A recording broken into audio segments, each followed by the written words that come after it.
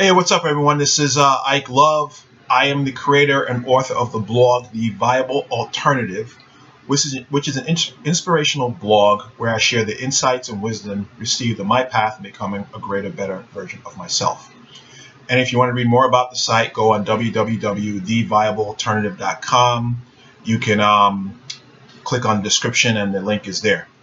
So the first thing is, why am I waiting? Why is this idiot wearing shades in the middle of the night? Well, I still have an eye irritation, and I kind of re-irritated my eye again. Uh, Last week I had a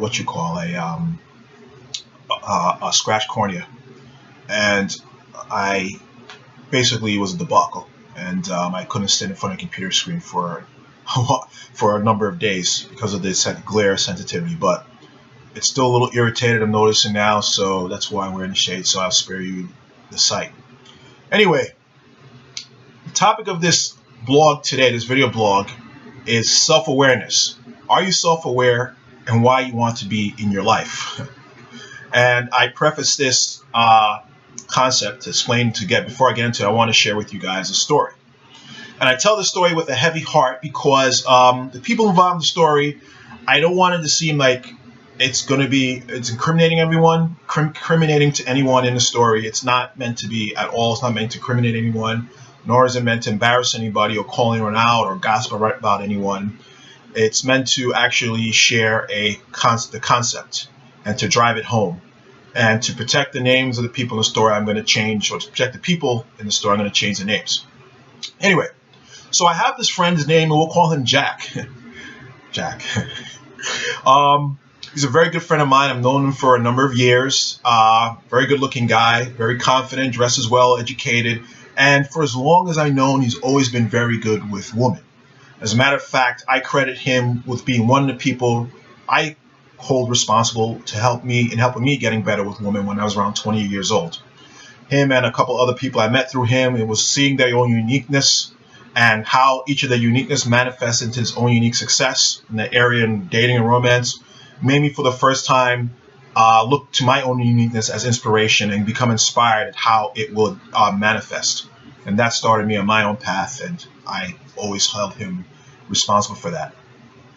Anyway, so back in the day, Jack used to hold these parties in his backyard, and he would invite a lot of his female friends there.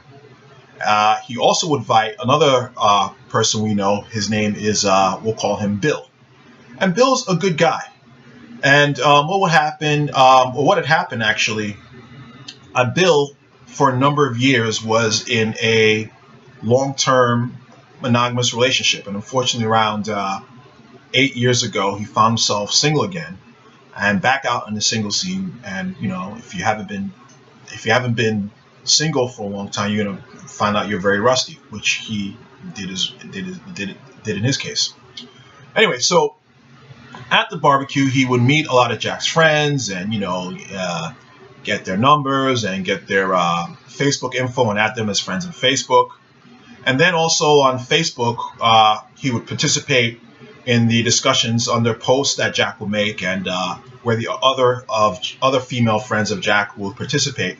And he would also take a liking to some of these girls and add them also as friends on Facebook. And then he would inbox these girls and invite them out to different events and ask them out on dates. Now, here was the one problem. They weren't into Bill. They weren't into Bill. They weren't into Bill. They didn't like him, and not to say there was anything wrong with Bill. They just weren't feeling him like that. And so they would go back to Jack and say to Jack, hey, your friend Bill keeps on inboxing me, asking me out on dates and inviting me out to different events. Can you tell him to stop? I'm not feeling him like that. And so Jack will have to go back to Bill and say, Bill, listen, these girls aren't feeling like that. So, they asked me to ask you to stop, asked me to tell you to stop inboxing them. And, hey, such is life. You stick your head out and you're about to get hit by a tomato or two. But here's the thing. Over the years, and this is now 8 years since, I kept on hearing the same story about Bill inboxing one of Jack's friends that he would wind up adding on Facebook and inviting him out on dates, and the girl not liking it. So after about, I think, 3-4 years about hearing this, I started getting exasperated. I'm like, wait a minute. bro, you've been telling me the same story about this guy for the last for how many years now? Like, this guy has not improved yet.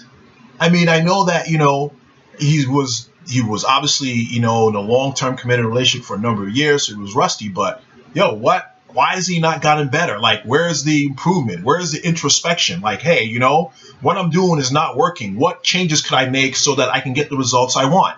Where is the reflection, self-reflection?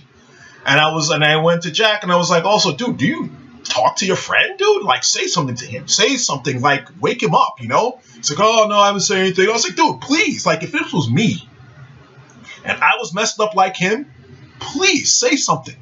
I may get hurt or defensive or, not like it, but then I go away and a couple of days get over it and actually start to make changes so I can get the results I want. And finally, as I kept on hearing the same stories, Jack, and I would ask him again, say something. Jack says, well, actually, I actually have said something to him. And he just says, oh, the girls are not confident or they're insecure. And I'm like, no, that's a freaking cop-out on his part, I mean, okay, maybe if it happened the first time 8 years ago, we can come to that speculation. But over and over and over again, it's not them, it was him. But, here's the thing. This guy lacked self-awareness. His lack of self-awareness kept him from getting better with women and getting the results that he wanted.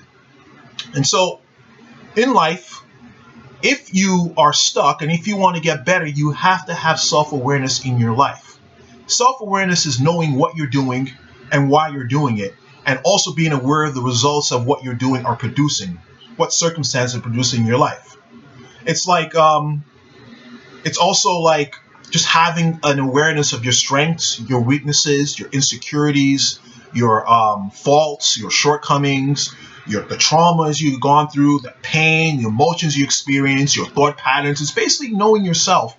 And then so that you can have like a realistic understanding of how they may be getting in your way of the things that you want in life. You're at A, you want to get to B. Well, what's tripping me up? What am I doing that's tripping me up that's preventing me from getting from A to B? It's kind of like, let's just take someone who is a competitive swimmer in college. He's a competitive swimmer, and he decides one day that he wants to go into the Olympics. What does he have to do? He has to do an honest assessment of his skills and also understand what the requirements and standards are set by the Olympics to compete at an Olympic level, and then see what he has to improve and how he can improve it. And what that also is going to require is a coach who's going to be able to see his blind spots and also help coach and train him so he can get up to Olympic level. And it's also the same thing if someone wants to lose weight, to have certain fitness goals, whether it's to gain 20 pounds of muscle or to become ripped or to lose 40 pounds. They're going to have to do a realistic assessment of their diet, their thought patterns, their behavior, and things like that, so that they can get out of their own way to get the results that they want. And they also may have to hire a personal trainer. So, I mean, as you can see, you can have self-awareness in certain parts of your life. The problem is most people they have self-awareness in one part of their life, but it doesn't extend to the whole holistic level. And you can see examples of that, take for say the successful entrepreneur who has like a multi-million-dollar business empire and travels around the world or around the country doing business. And he's obviously has a self-awareness about his business acumen. But then you look at his home life and you find out that, he's been completely neglecting his wife for his work. And his wife, in turn, now is tapping like the gardener or something like that, because he's totally oblivious to the fact that he's not fulfilling his needs as a husband. And, I laugh, but this happens. I remember watching a documentary of the British designer Oswald Boateng. He was the first black designer to have a store on Savile Row, which is the equivalent of Fifth Avenue in New York in terms of the high-end fashion stores. Yeah, I know his parents were from Ghana and he was born in England. But anyway, this guy obviously had an acute awareness of his business acumen to be able to parlay his skills in fashion to be able to be successful in business. And also, obviously, he's not a slouch in fashion either. Obviously, he had a self-awareness of fashion so he can improve and get to a level where he can be in international fashion shows and on Savile Row. But in the documentary, when he came home on one of his business trips, like his intuition told him to go into his bedroom drawer where he kept, there were a bunch of cell phones he had that he had bought for his wife, so that she could keep in touch with him.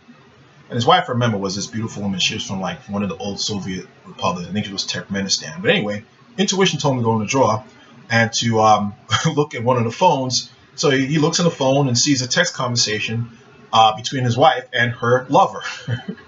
And he confronts the lover and the wife, and basically speaking, the marriage went kaput. And so, again, here's a guy who just was neglectful of his home life. He was completely unaware of how he was messing up in his home life, and therefore he suffered the consequences. It's also kind of like the guy that who has an amazing physique, is a gym rat, knows everything about fitness, but if you hang around him, you find out he's an insufferable prick. He puts people off. He's rude. He's insulting. He's boorish, and he's just pleasant to be around. He's arrogant, and so on and so forth. And if you confront him about it, he completely is oblivious. He thinks he's the greatest guy in the world, and he's offended at the fact that you suggest that he has an obnoxious personality. So, if you want to have the holistic sense of self-awareness, you have to look at it and be aware in all areas of your life. And this is where I go, relates to the viable alternative. The viable alternative is a lifestyle where you express your own unique greatness without, create your own greatness, use your own internal greatness to express it without, and you also embarking upon a path, unconventional path, using the universal laws and principles of that path that is away from the conventional path to produce the results you want. So to have a true sense of self-awareness, you have to be balanced in all areas of your life, from your health to your social life to your family to your finances to your emotional life, your spiritual life. I mean, that's really how you become a whole person. Also, if you want to be self-aware, what's very, very, very, very, very important is that you also have some type of mentor, coach, therapist, and also like a close group of friends who are able to see your blind spots. Because no matter how self-aware you are, you're still going to be biased on how you look at yourself. No matter how objective you believe you are, there's just parts of yourself that you're unwilling to see or unable to see because you're like so close to yourself. And again, there's going to be some prejudice. So you have to have someone who's very well-meaning, who's able to also look on the outside and just give you some harsh, brutally honest advice about yourself so that you can now not be tripped up over things you cannot see. But what I caution you about is that self-awareness is not being self-conscious. And I tripped over that for a long, long, long time. Self-conscious is when you're basically so focused on your shortcomings, your insecurities, your past mistakes, and your faults that you're unable to be present and fully self-expressed. You're basically so focused on that you can't even express yourself, and you can't even really be free. It's like self-awareness is being aware of who you are and what you're doing so that you can get out of your own way. Consciousness is so aware of your shortcomings and everything that you get in your way. It's kind of like when I first graduated from college in my first job. I remember that I knew for a fact that I've been called rude and for many years of my life because I said stuff without thinking, and sometimes what I said was tactless and hurtful, and I didn't really want to be like that. So I decided, and especially not at a new job. So what I did, thinking I was being self-aware, I was so focused on that fault of mine of being rude and tactless and not thinking what I was saying that I became self-conscious. I was so afraid to make a move and interact with people, and I was so shy and stifled because I didn't want to make a mistake and say the wrong thing. And people kind of thought that I was not really friendly and everything. It wasn't that. I was just being very self-conscious. I didn't want to offend anybody. So that's the wrong way about going about trying to be self-aware. I thought I was being self-aware, but I was being self-conscious. Anyway, why I cultivate self-awareness in my life is number one, I've been a mess. I've been a mess a lot of my life, and I think on the spectrum, I have narcissistic tendencies. I think I'm on the spectrum of narcissism in some way. Obviously, not the extreme spectrum of narcissism, because I can admit I have narcissistic tendencies, and those extreme narcissists can't admit it. They don't even know it at all. But I fall on the line. If you're into astrology, I'm a double Leo. I'm a Leo rising, Leo sun, if you believe that. And that Leo is a sign of individuality, so that will lend to me tending to be completely narcissistic if I'm not careful, and just other faults of mine. And so I've learned to cultivate self awareness, so I'm not this insufferable person who's unaware of the people whose boundaries he's crossing. You know, I don't want to be that type of guy. And also, not choosing to be self aware goes back to my childhood with the father I had. God bless his heart. He is a great, but was a great provider growing up. Um, However, I remember just seeing a lot of his faults and him being totally oblivious to them, to the point that I will see him do or engage in one of his faults, and then 5 minutes later, completely yell at someone for doing the same thing and judging them, or judge someone for doing something and then 5 minutes later do the same thing. I also saw how we didn't really want to be around him too much. We were alienated when he came home from alienated from him. When he came home from work, we'd run the other direction just to avoid being around him, and just him not even having the slightest inkling of why we would be doing that, not even being aware of it, to the point that he'd sometimes see us avoiding him and he'd get angry and think we were crazy, you know. And so at a young age, I just said I never want to be like that. I never want to be that guy who people avoid, or his children avoid, or feel alienated from him because I'm totally oblivious to A, B, C, and D that I'm doing. And so, to the best of my ability, I try to cultivate self-awareness. And things that I do to cultivate self-awareness is, number one, I journal. I journal things I notice about myself and revelations, insights I have about myself to keep myself aware and grounded. I meditate. I also have several mentors who are brutally honest to me. You know, hurt my feelings a lot, but you know what, man? Sometimes hurt helps. I have a group of friends, some friends of mine that I choose opinion I truly trust because they're on their own path of self growth as well. And so I trust their opinions fully, and I come and confide in them, and I seek advice from them. And if I'm being all emotional, weird, instead of acting out, I will go to them to help ground me. And also, I'm in therapy, and therapy has totally been the game changer in my life and make me aware of things that I do that I wasn't aware of before. And yeah, you need outside people. You can't do it on your own. And self-awareness is something that it's never ending.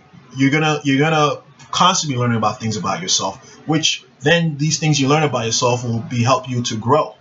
I mean, I'm places that I'm stuck in certain places in my life because I'm still unaware of the things that I'm doing to keep myself that. And as I find out, I can use the information now to bridge the gap of where I am now to where I want to be. And so, yeah, that's really how I cultivate self-awareness in my life. Um, I'm just trying to give you an example of one thing. I don't know if I want to share it, but um, yeah, maybe I'll share it. So one way I'll tell you is that for years I had like commitment issues, and you know, a woman will tell me she really likes me, and I want to run for the hills. I just start feel like I'm gonna be trapped, and so on and so forth. And I start pushing the woman away. I start noticing all her faults about her, and that was a genuine complaint. Like, people felt like distant from me, emotionally distant from me. So, um, this early this year, I discovered why I did that through a couple of books I read and therapy, and I realized it went back to my childhood and what I experienced in my childhood. And so, and you actually can read about it in the blog. I have a blog called Why I've Been a Cold and Feeling Unemotionally Available Douchebag for Most of My Life. You can go and my blog and look for that, and even Google it, I think. And you can read all about what that was all about. But anyway, so what had happened was the last girl I dated a couple months back, several months back, I remember her telling me that she really liked me, and again I started going into freak out mode. And I started notice, I started, going to my mode and notice all these faults and oh my gosh, oh my gosh, oh my gosh. And then all of a sudden I said to myself, wait a minute, that's that thing I do. That's that thing I do to push the person away. And I became immediately present to it. And I said, no, I said to myself, time out. And I still was going through motions because, this is the first time I really noticed it, so I couldn't help but be carried away. But it was the first time I was like, wow, that's that thing I do again. Let me draw back now and stop putting the girl and own it on myself because it's about me, not the girl. So, yeah, and then I brought it up to a mentor of mine. I brought it up to a therapist that following week about what I had gone through and experienced. So now with the self-awareness, I can help overcome it. And now, as you know better, you can do better. And so now I'm able to do better now incrementally as I experience it over and over again and bring more self-awareness to it. So anyway, so the issue in life is that most people walking around this friggin' planet are completely, totally unself-aware. Totally. I mean, look around, you have the person who complains all the time. Why they always attract the psychos or the douchebags or the or the losers, and they complain, but with no self-awareness about how or why they're responsible for it. Or the person that can't hold down a job and, it's like, whoa, it's this person's fault and that person's fault. But again, no even self-awareness about why he's responsible for that, for his inability to hold a job. Or the person who has a drinking problem and again is not aware of it, or the person who beats his wife. But yet, if you ask him about it, it's her fault. She stresses him. He has no awareness that it's wrong to even lay your hand on your wife. And there's all these different scenarios, and when we can sit and talk about this to kingdom come, about all the ways that people are self-aware, how all their life is a mess, and yet, they're completely unself-aware as to how and why, how they're causing this. And so, you gotta excuse me, I gotta look at these notes because I know I'm gonna forget, and I've made previous videos before, and I've completely forgotten what I was gonna say, and it's so annoying. So, no, but the reasons why people are not self-aware is number one, a lot of people are afraid of what they might see.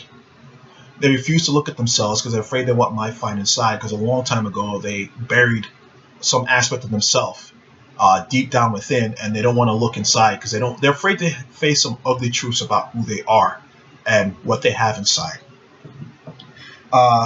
Number two, people don't want to take responsibility, because now if you are able or willing, if you are if you see aspects of yourself that are causing the current situation that you're in, you have to now take responsibility for it. And that means now making certain changes in your life. It means actually putting in some work. And people don't want to take the responsibility. They'd rather put the responsibility in someone else, like their parents or freaking minorities or the white man or immigration or Obama or the Republicans or the Democrats, or their dumbass girlfriend or whatever, People don't want to take responsibility for what they have, so they'd rather remain deaf, dumb, and blind than look at themselves. Another reason that people don't want to take are unself-aware is because, frankly, people are freaking lazy. They know that now if they have to face themselves and look at what they have, they're going to have to do the work. And a lot of people don't want to do the work because, the work is very hard. It's hard to work on yourself. It's hard to fix a lot of the stuff, your shortcomings and things and pain and, things about yourself that are causing you to remain stuck and stagnant in your life and cause your life to suck. It's hard. Trust me. It's very painful. You have to face a lot of things about yourself and ugliness to get to the beauty. Because like I say, the process of change, man, the process of growth, it's how do I say? It's not pretty, but it's beautiful, so to speak. And lastly, a lot of people refuse to be self-aware or aren't self-aware because they don't want to admit that what they're doing is wrong. Their ego is so attached to not being wrong or told that they're wrong that they rather continue to do what they've been doing that's producing the pitiful results that they're getting, so that they don't have to admit that they're wrong. They'd rather do what they've been doing and be unsuccessful at it than admit that what they've been doing is wrong and actually now have success in their life. It's like those people, you make them aware of what they're doing wrong and they get pissed off at you for making them aware of it. Frankly, those people, actually, if they truly dig down inside, they don't really want to be successful. They want to feel right, not successful. Those are two different things. So, man, if you're stuck in your life, you don't like where you are, it's simply because you're not aware of what you're doing that's causing you to be where you're at. You're not aware. And so the step is now to become aware. And how you start to become aware, I mean, the first step, the first freaking step to start. So I don't know. I'm almost going to curse, but I don't want to make my face about cursing. So I'm going to use this word like freaking because I don't know. I'm getting wound up here because I've just seen so many of these instances. But the first step is number one, if you want to start to become self-aware, be honest with yourself. I mean, be honest. That's the first thing. Because, you're going to see this stuff about yourself that you don't like. Stop lying to yourself. You have to be honest. That's the first step. Because you know what, man? You can't start to face the truths about yourself if you're going to start sugarcoating it. Oh, my drinking problem's not that bad. F you. You have the problem. I'm cool. I don't have no drinking problem. Or, oh, I'm not an asshole. You're an asshole. You're the one that does this and this and that. And, all these times when when you point out blatant faults that people have, they don't even want to face it. Or like, that little thing, that drinking problem, that drinking that causes me to pass out in the middle of the bar or get arrested. That's nothing, No, shut up. Start being honest about yourself. That's the first step. Or this whole exercise about learning to be self-aware is useless. So number one, again, look at my notes because I just Number two, take an honest look at your life. Take an honest look at your life and ask yourself, are you happy with the current results that you're living? Are you happy with the results? Yeah, look at your life. I mean, okay, for the case of Bill, he was getting rejected by girls over and over again over the course of 8 years, and still not being with the type of woman he wants. You're only getting girls that are not attracted into you, but not the ones that you really want. Like, someone for him to become self-aware, you have to ask him, are you happy with the results you are getting in life? Truly speaking, because a lot of people complain, or you're just are not even aware that they're not happy, So do an honest assessment. Look at your life. Look at the different areas. Are you happy with your home life, your work life? Are you happy with the job you're at? I mean, seriously now, be honest here. Are you really happy with your job? Are you happy with your boyfriend, your girlfriend, your wife, your husband? Do you even like the friends you hang out with, or where you even live, or the type of work you do? I mean, are you happy with your weight? Search your life and ask yourself, really, is this the results that I want? And then, what type of results would you rather be getting? What do you really want in life? What do you want? What do you want in your life to look at? Your social life, your family life, or what do you want to look like? Some of us don't even answer this question because we're so afraid to take responsibility, because that means we have to take responsibility for what we want. So we focus on what we don't want rather than focus on what we really do want in our lives, because that also because it deals with a lot of hurt and pain because you don't really believe you can get it. So, or maybe you even settle for the life you have now. And to look at the life you really want, you have to admit that you settled. And so you rather lie to yourself and say that you're happy with the current mediocre life that you're living right now. So, excuse me a minute, man. I can't even read my own writing, and I'm wearing these shades. So, all right. Ask yourself now. I mean, take a good look at yourself and ask yourself, how are you possibly responsible for where you're at right now? What are your behaviors? What are your thought patterns? Are you negative? Are you positive? Are you a responsible person? Really seriously, really take an inventory. What do you do? What's your behavior like? How might you be responsible for where you're at right now in your life? How might you be responsible? Really, seriously, Okay, you attract psychos, but really, have you been ignoring the red flags that told you the person was a psycho? And if so, then why have you been ignoring the red flags? What about you causes you to ignore red flags? Maybe something from your childhood, maybe a relationship with your parents. Take good stock of your behavior and start to ask them, why do I do this? Why do I do what I do? What caused me to do what I do? What emotions do I experience that I've been ignoring in myself? And sometimes, not sometimes, all the time, we're not able to fully see who we've been being. That's why I always say, get a mentor, or a therapist, or ask a good friend, a well-meaning friend, not that friend who's jealous of you or is always negative about you or wants to see you stay in the same place, but a good, well-meaning friend who's probably trying to tell you about yourself before, but you get belligerent and you threaten to fight them, or you don't speak to them for a couple of weeks because, quote unquote, they're trying to be honest with you, but you want something to small sunshine up your behind, your rump. uh, that person will probably help to really crack you open and make you see what you've been doing that you refuse to see. Believe me, it's happened to me, and I don't like it. And it's going to, and believe me, him or you hearing from him or her about yourself and what you've been doing, you're not going to like either. It may make you cry. You may want to fight the person. It may make you even go into depression for a couple of days. But really, that starts the process of you waking up to the lies you've been living and telling yourself. And the subterfuge can be removed from your eyes. You can start to see who you've really been being. So, yeah, have a person really honestly dig in. And you know what, man, if you're going to get hurt, allow yourself to be hurt for a couple of days. Sulk. That's part of self-awareness, knowing that you do that. And then you get over that, and then you start to face this thing. You start to face like your faults and things you've been doing wrong, and things that've been keeping you trapped and tripping you up, So, yeah. And the next thing I say, which is also blocks you from being self-aware, is to remove all freaking distractions. Another reason why, I've actually forgot to mention it up on why people are self-aware. Gosh. But distractions. Start to remove all your distractions that you put in your life. For instance, now, a lot of people can't be single. They always go from a relationship to relationship to relationship.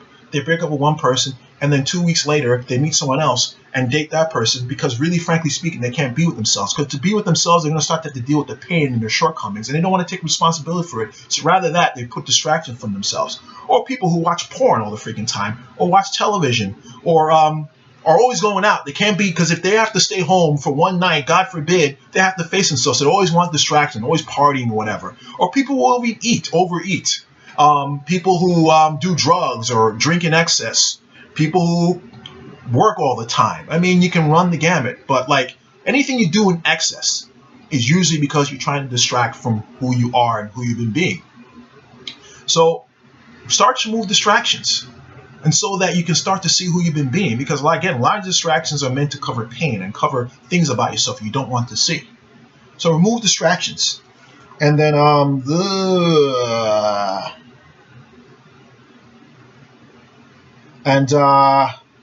yeah.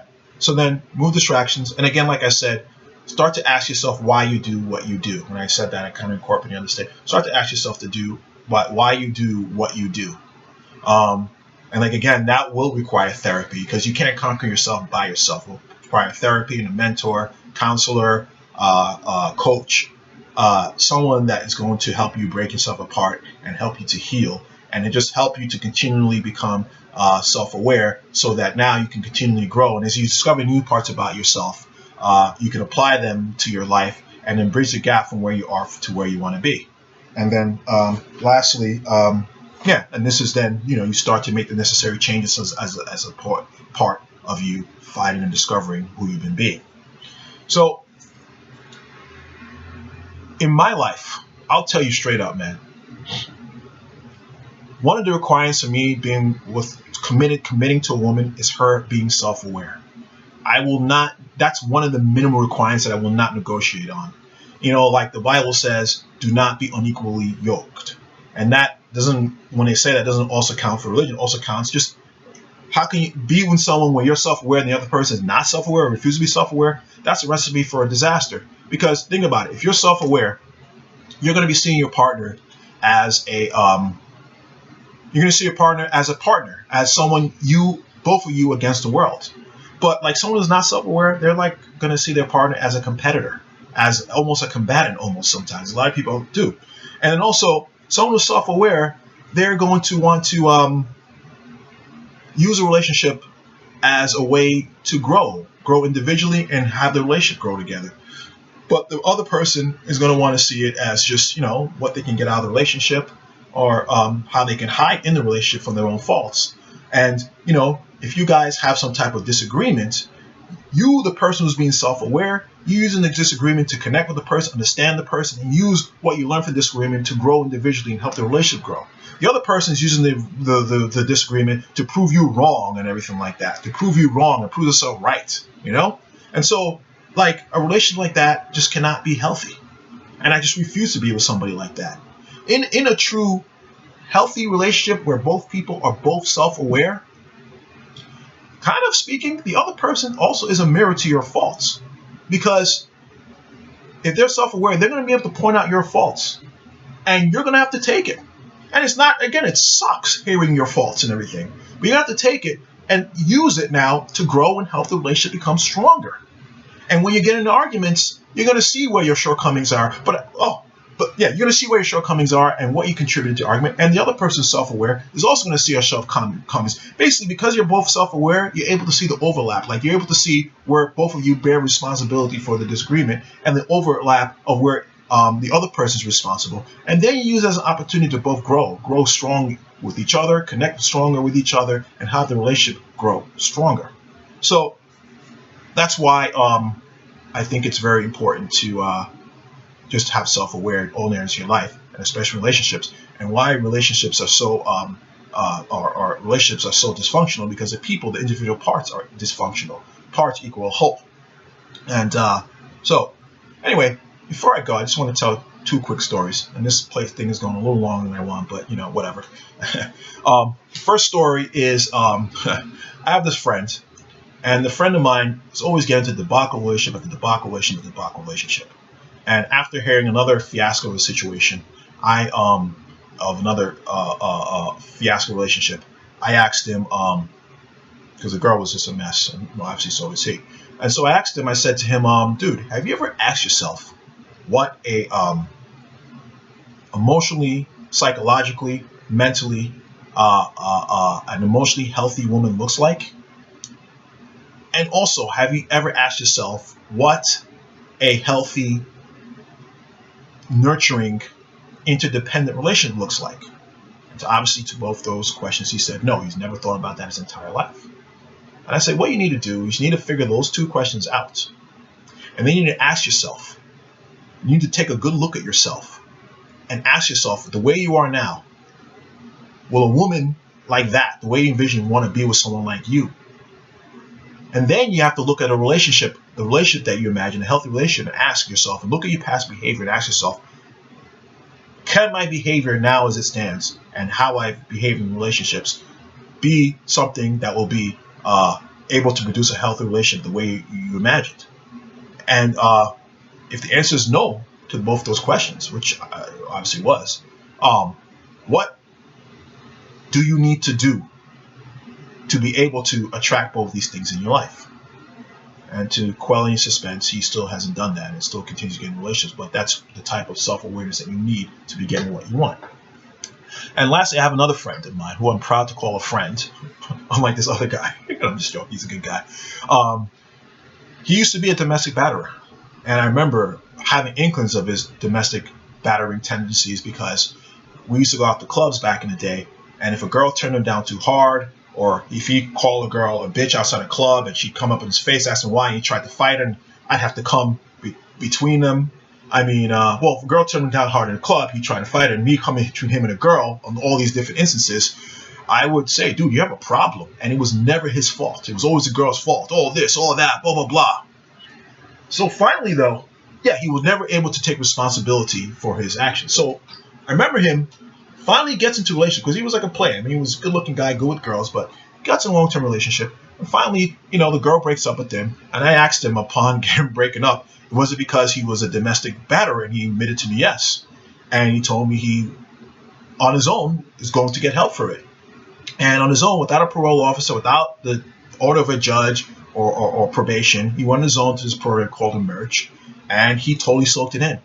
Went to every class, a 40-week class, and became the star student in the class. And actually went to schools to speak out against domestic violence. And now he's a totally different person. I think I remember even his ex-girlfriend trying to test him because she also had issues, and I think she punched him in the face one time, and he just walked away.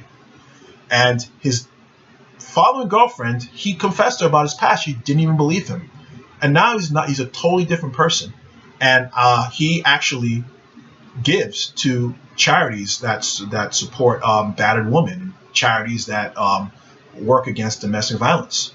Also, what he does at the end of every month, he takes an assessment of his life because he's decided and realized that time is a more important commodity than money.